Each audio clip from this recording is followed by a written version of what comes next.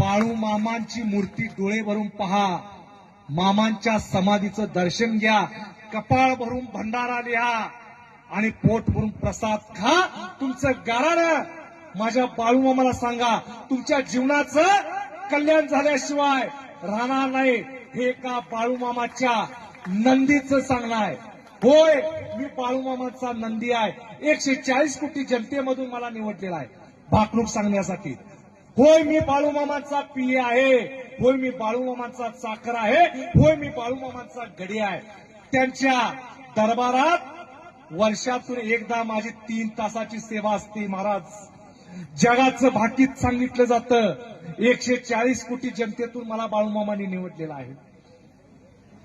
महाराजांना कदाचित थोडंसं माझं मगाशी खटकलं असेल की मी बाळू मामांच्या मार्फत आलेला आहे. होय, मला बाळू मामाने इकडे तुम्ही जा